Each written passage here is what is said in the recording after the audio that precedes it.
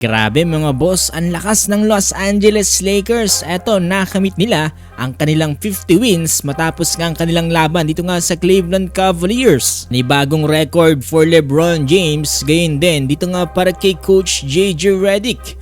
Ano nga ba mga boss ang nangyari dyan? Tara't pag-usapan natin yan.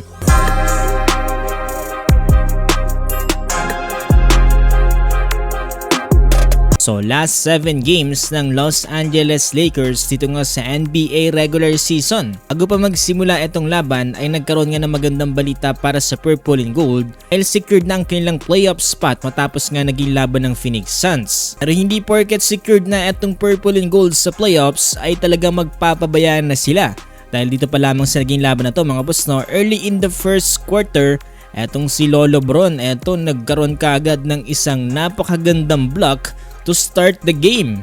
Parang hindi 41 years old, etong si Lolo Bron mga boss, binutata kagad etong si Donovan Mitchell. Matapos yan mga boss, eto nasundan pa yan dito ng another player for LeBron James, Austin Reeves, love to Lolo Bron. Showtime kagad mga boss, eto ngang Lakers show at talagang eto tuwang-tuwa nga din dyan ang bench dito nga sa ginawa ni Lolo Bron. At of course, hindi nagpauli dyan ang star player ng Los Angeles Lakers na si Luka Doncic. Nag-init lang naman etong si Papa Luka mula dito nga sa kanyang pagbabalik tapos nga mamiss ang isang game dito nga kontra sa Wizards. Totoo niyan, parang mas naging okay pa nga dahil nagkaroon ng pahinga etong si Luka Doncic at talagang nagpasiklab siya dito nga sa naging laban na to. May bagong record din etong si Luka with the youngest player in the NBA history to score 50,000 points.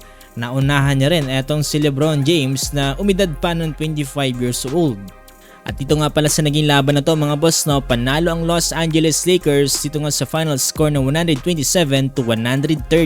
At dahil nga nagawang manalo ngayon dito ng Purple and Gold ay nasa ika-4 na win streak na sila. Samantalang nag-set naman atong si LeBron James ng another record, passing Kareem Abdul-Jabbar for the most wins in NBA regular season plus playoffs in NBA history with 1,228 wins and counting. Talagang walang pinapalagpas na record etong si Lolo Bron.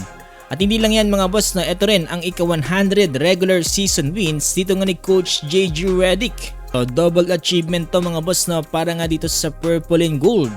At ito rin pala mga boss, no, ang ika-50 wins dito nga ng Los Angeles Lakers.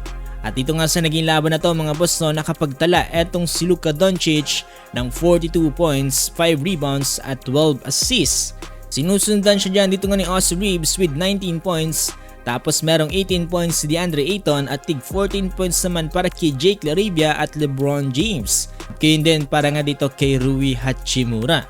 Sa ngayon mga boss, etong Los Angeles Lakers ay meron pang 6 na laban dito nga sa NBA regular season.